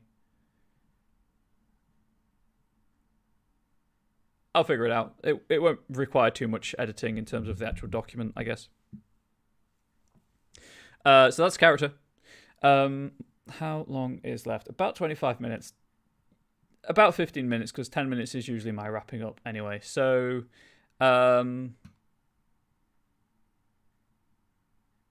yeah, let's go back to here. Let's deal with aspirations now. There are guidelines on aspirations, I believe. Aspirations. Chronicles of Darkness characters start with your aspirations. Aspirations are goals that your character wishes to accomplish. There are also statements about the sort of stories you want to tell about your character. Accomplishing an aspiration is one of the ways you earn beats. So you should aim for a goal per session. Obviously, because this is an introductory adventure, what I will probably do, and I'm going to make a note of this right now,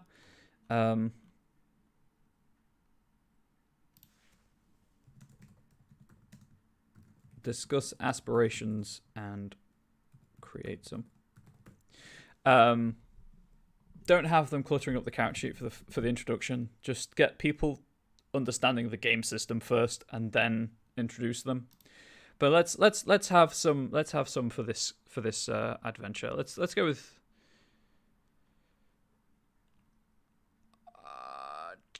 Do I want one per character as the thing? That would be a lot of work, and I don't have all the characters written also. So let's skip that until I've got all the characters, and then come back to it. Oh, I have. There we go. And obviously I touch my face a lot, but I wash my hands before I started the stream, so it should be fine. And if I'm ill, I'm ill. There's nothing I can do about it, unfortunately. I've done everything I can, taken all the precautions, and hopefully not infected other people. So, introductory scene. Introduces the characters, introduces the world lore, foreshadows what is to come.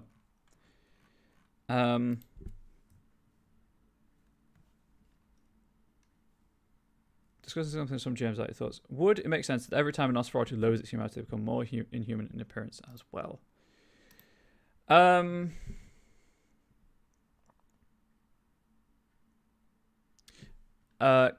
I just want to actually check something. I believe the book mentions something about that. Where is it? White Wolf. There we go. V5.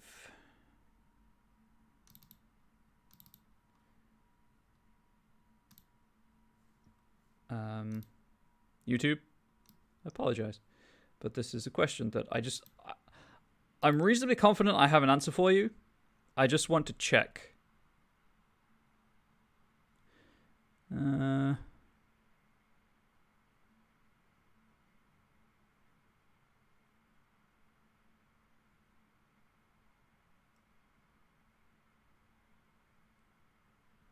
Where is it?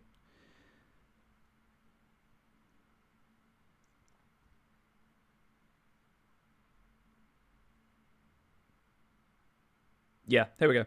So, on page 238, under Humanity 4, it does say physical changes become quite evident. So, no matter the clan, lower humanity just equals less human looking. My own personal thoughts on that is that a Nosferatu is already going to struggle to fit in, and depending on their deformities, it might be awkward to lose a single humanity for a starting character. It's a cool, thematically appropriate idea, don't get me wrong, but every vampire looks more inhuman the lower their humanity anyway. So unless they have an easy-ish way of dealing with appearing more and more monstrous as they lose humanity, it might have narrative consequences that the player finds makes the character not fun to play.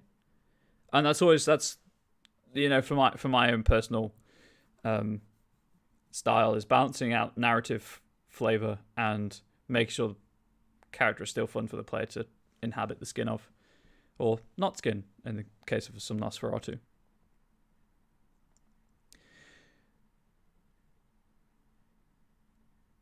I hope that sort of answered the question.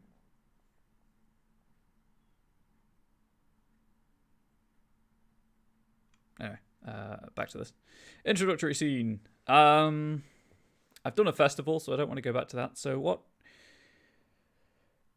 small town event that is not a festival would bring people together? I guess it's a sporting event. Which also means that one of the characters might be there against their will. Grand opening of something.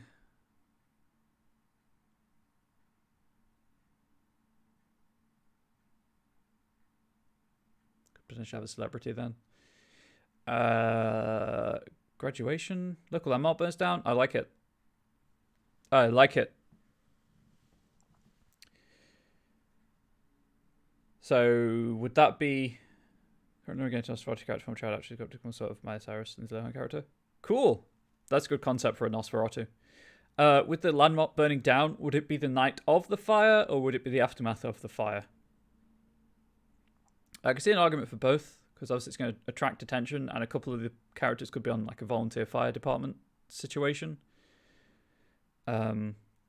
Aftermath, I guess there could be a town meeting to discuss the steps being taken to ensure it doesn't happen again. But obviously this is the World of Darkness, so it could be racially motivated.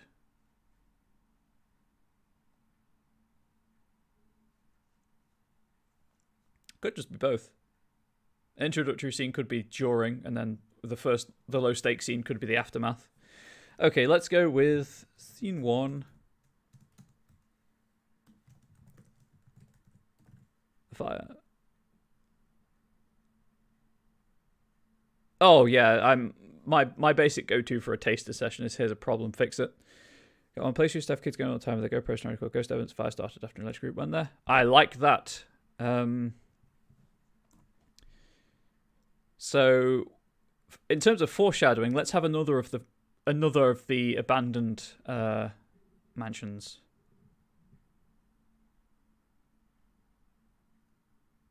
All of the estates were renovated, except one. Kind of no one ever seemed to stay there for very long. So let's say group of school kids.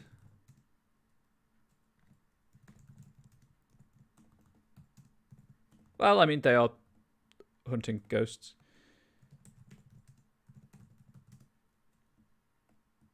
Actually, let's go a bit further back. The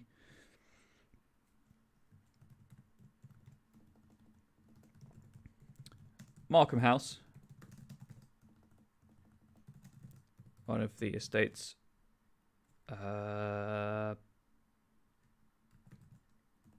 rented out to tourists. This is just like a scene outline, so catches fire. I mentioned a guy from the Chills channel describing the events in Landmark. Number 12. This manor has been abandoned and reclaimed several times. User hot ghost hunter recorded the strange event while doing urban exploration. Yeah, urbexing is a great idea for stuff in Chronicles of Darkness. Markham House catches fire. Because again, this is like just a scene outline for now. The PCs are present. Some may be part of volunteer fire department. And unfortunately, I have been watching Lemony Snicket's a series of unfortunate events, so I'm very good at spotting VFDs for the moment, and I wish I weren't. Some may be part of the volunteer fire department. Others may be interested. There is a rumor that the assembled crowd believes there to be children school kids inside. Teenage ghost hunters inside. Legends of the Markham House contradict each other. The daughter was killed, the father was killed by the daughter, the mother was killed by the daughter. No one truly knows who started the curse, but there's strange drama around the house. How about I adapt that for the actual Radford estate, which you can't see because it's here. Although that does work as a red herring. Cool, I'm just going to copy paste that. Don't mind me.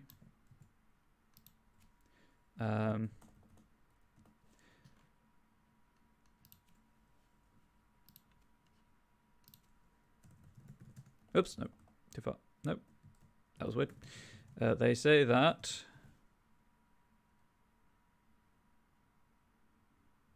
urban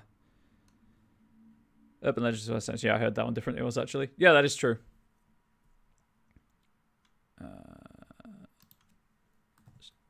Tidy this up because I'm a proofreader and it hurts my brain.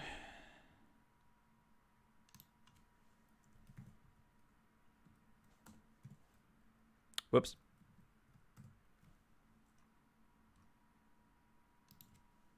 So I hope you don't take it as a criticism of your English. It's just no, it's fine. I wasn't criticizing your English. It's just I would do it from any of my friends if any of my friends did it anyway. So in fact I do. My partner hates me for it. But I'm doing it now rather than later because I still have to do it for the final release. Anyway, the summer crowd believes there to be school kids, teenage ghost hunters inside. Just as like a note. Whilst a dangerous scene in terms of health, this provides ample opportunities to introduce, I do not know why, to introduce conditions and tilts as well as the basics of dice rolling for any character wishing to enter the house.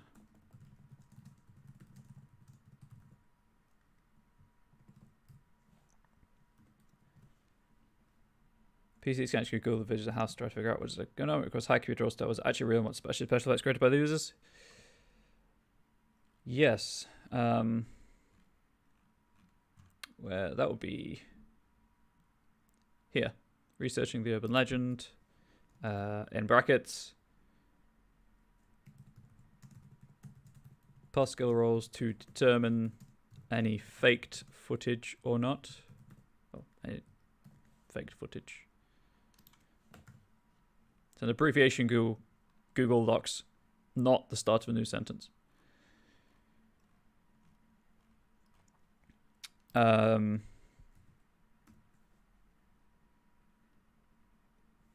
is it? I got a couple more minutes to do this, and I need to be wrapping up.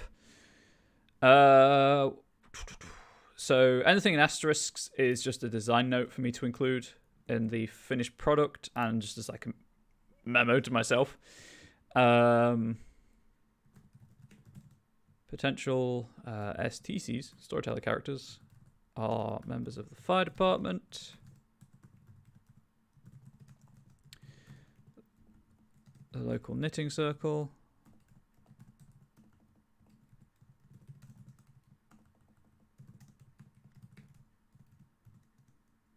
Building's landlord.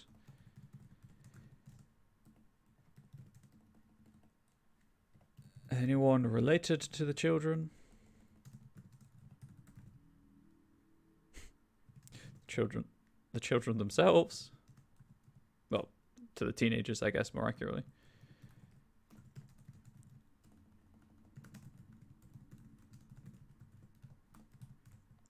Teenagers themselves. Yeah,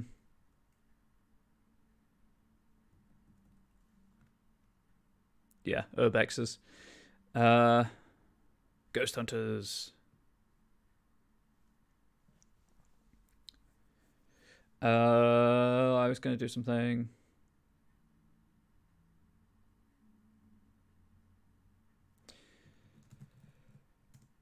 A rough sequence of events to prompt player engagement could be: the fire starts. Any members of the fire department or the volunteer fire department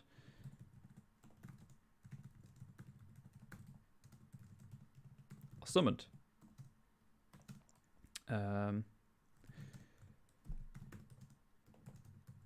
The crowd assembles. People start gossiping.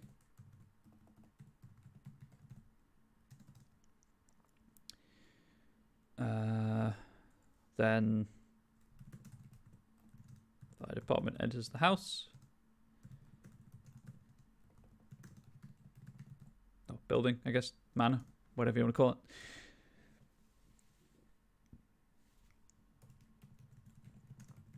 Something happens within the building.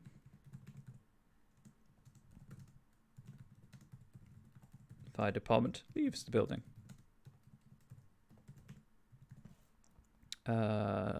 Before that, however, crowd reacts to whatever happens.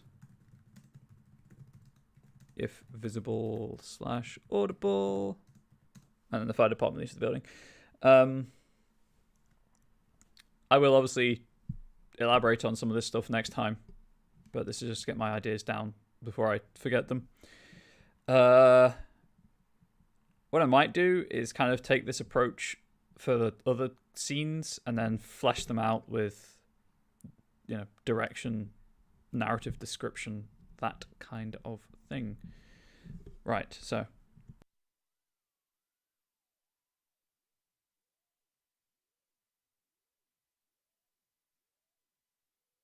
I am unfortunately loath to continue any further without knowing what who the rest of the characters are.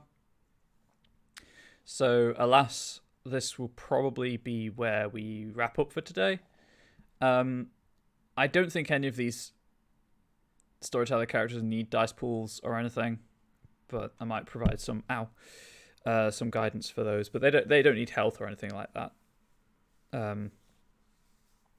So, yes, if an NPC is interesting NPC with the name Joseph Kerr, sure, I'll try and bear it in mind. You know what? Just for you, there you go.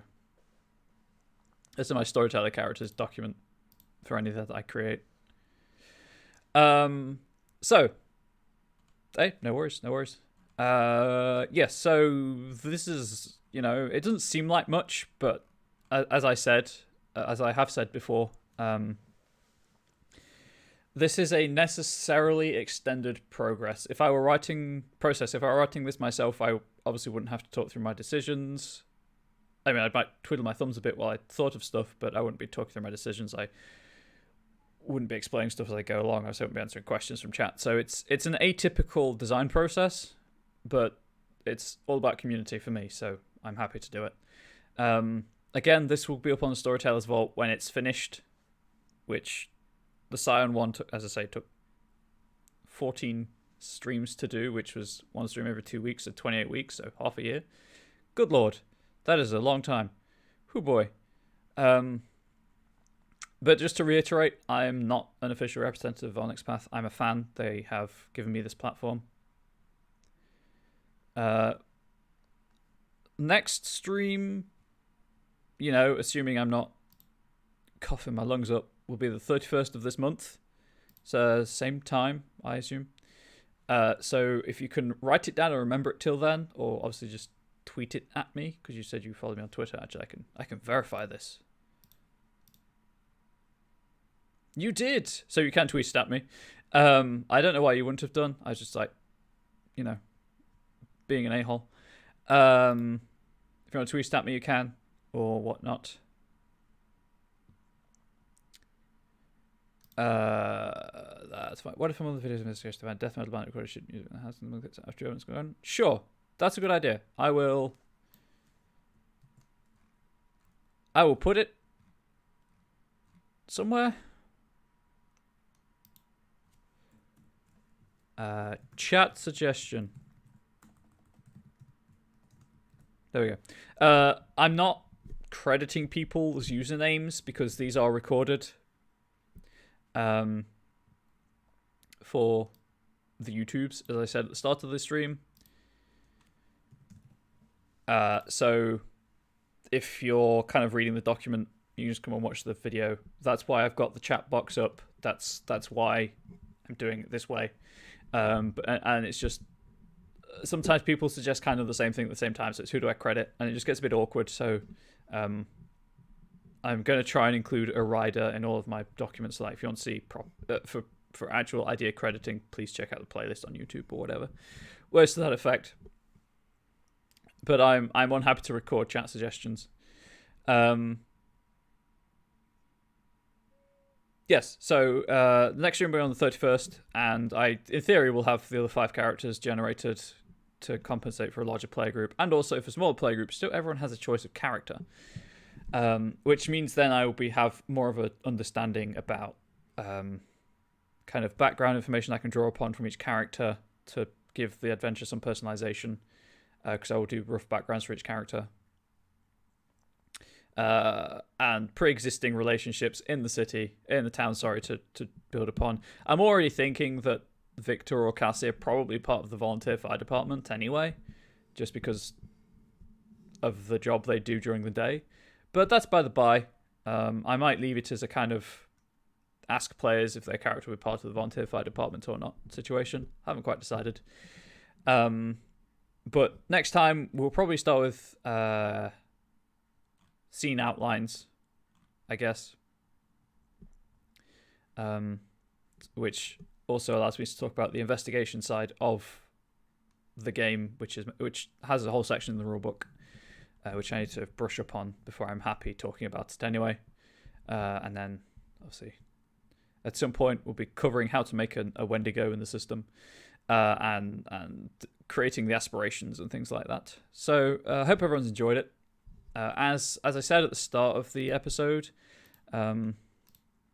if you want to keep in touch, up to date, oh, there you go. Silicon Path is listening. If you want to keep up to date with Onyx Path stuff, the Monday meeting notes, that's the link for today's, are the way forwards. Weekly updates, usually by Rich T. This week was by Dixie Cochran. But it's a good place to go for art, if you just like looking at sweet Onyx Path art. Right now, all of this week, there are, on the Storytellers Vault, there are free core 20th anniversary World of Darkness books, so one per day. Yesterday's, unfortunately you've missed it now, yesterday's was Vampire Dark Ages, that's Masquerade. Right now it's World of the Apocalypse 20th anniversary, or W20.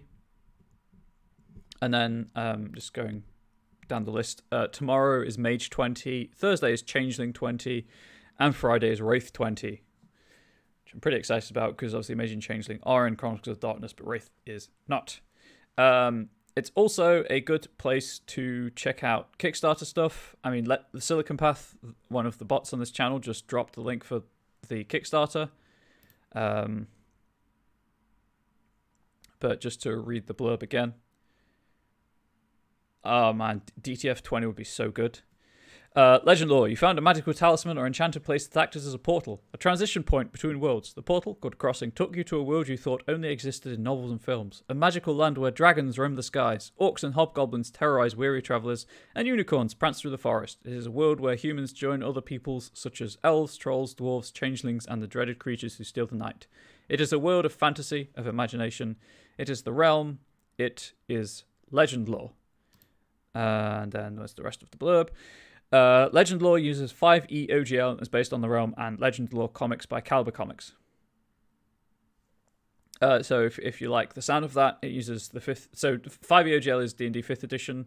If you're a fan of Pugmire or Scarred Lands, both Onyx Path products that you should check out, they too use the OGL. I'm also working on an OGL Patreon myself, but that's not a Onyx Path thing, and I feel really awkward pushing it on this show, so I try to mention it as little as possible. Final edition of the DTF 20. That sounds cool, but life as usual gets in the way, which is why I'm good I have this slot, because it means I have to do it. Like, it's promoted on the social media through the Monday meeting notes. So I have to do it. I have to set the time aside out of my busy schedule sometimes to do this, and I love doing this, and I'm eternally grateful to Onyx Path for the chance to do it. So I do stream also. So I'm on Twitter at Comrade Bubbles, but I do stream as Comrade Bubbles on Twitch as well. So if you prefer the Twitch community over tweeting, because I know not everyone likes Twitter, if you give me a follow there, whenever I go live, I do gameplay, like video gameplay and commentary stuff, but I'm happy to answer questions about role-playing games there as well. Role-playing is my passion, and I like to introduce people to new games and help people with ideas and things. So that's me for today. As I said, the next one will be the 31st because I do this bi-weekly or fortnightly if you prefer fortnightly. And we'll continue with some spooky Chronicles of Darkness stuff. Thank you, Joe Kerr. I appreciate it. So that's really all from me. If you came in halfway through and want to see the beginning of the stream, if you're not a subscriber on the Twitch channel, you'll have to wait a week. Subscribers get a week's exclusivity on top of the sweet emotes and the sub badges and stuff. But next Tuesday, this will go up on my YouTube channel, hopefully, and it will eventually, if not next Tuesday, go up on the Onyx Path YouTube channel as well. If you want to see the beginning of the stream or any of the older streams. I think that's everything I wanted to talk about. So from me to you, have a good one and stay safe and healthy and hopefully see you around. See ya.